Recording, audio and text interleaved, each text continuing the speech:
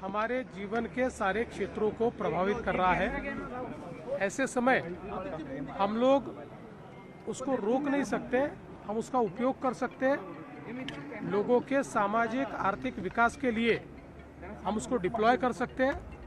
और यही बात हमारे देश में प्रधानमंत्री जी ने एआई मिशन के माध्यम से की है। यही प्रयास हम लोग महाराष्ट्र में भी कर रहे हैं।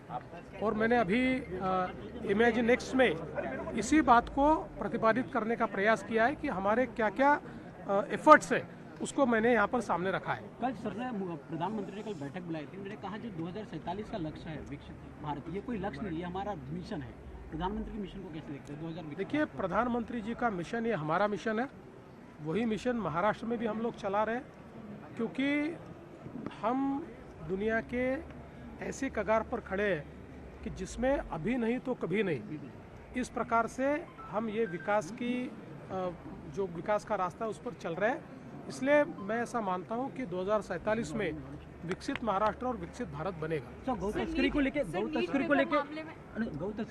जिस प्रकार से गौ तस्करी का मामला सामने, महाराष्ट्र सरकार ने उन आरोपियों के खिलाफ किस प्रकार से कार्रवाई की? क्या मकोका के तहत कार्रवाई होगी? देखिए, हम लोगों ने पहली बार मकोका अप्लाई किया हुआ है और मेरा विश्वास है कि कोर्ट की स्क्रूटिनी में भी ये बिल्कुल जायज़ होगा और इस प्रकार से अगर कोई करेगा तो उस पर मकोका लगेगा। सर, अल नीनो को लेकर भी काफ़ी चिंता जताई जा रही है, क्या कोई प्रोएक्टिव मेजर्स लिए जाएंगे भारत लोगों? अल नीनो के चलते हम लोगों ने एक बृहद प्लान तैयार किया है।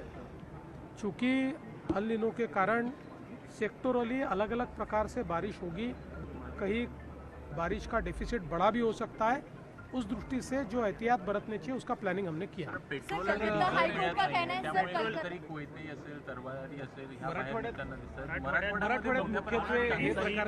मुळामध्ये या संदर्भात सगळ्या जिल्हाधिकाऱ्यांना आपण सूचना दिलेल्या आहेत।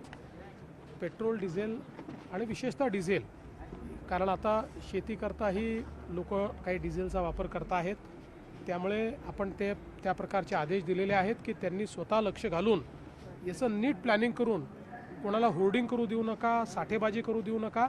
आवश्यकतेनुसार त्या ठिकाणी डिझेल मिळालं पाहिजे याचा प्रयत्न चाललेला आहे। काही ठिकाणी निश्चितपणे तणावाची स्थिती तयार झाली आहे, पण ही काही सर्वदूर तणावाची स्थिती असं नाही आहे।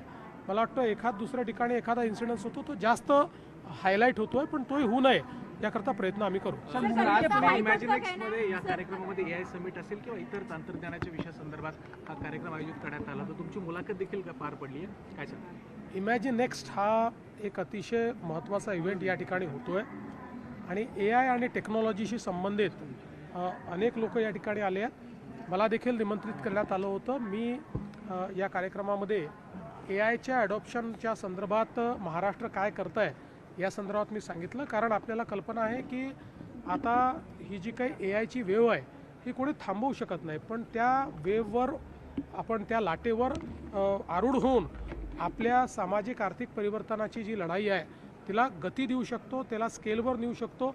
तोच प्रयत्न इंडिया एआय मिशनच्या माध्यमातून प्रधानमंत्री करतायत, तोच प्रयत्न महाराष्ट्रात आपण करतोय। त्या प्रयत्नात आपले स्ट्रॅटेजीज काय आहेत हे सांगण्याचा प्रयत्न मी केला।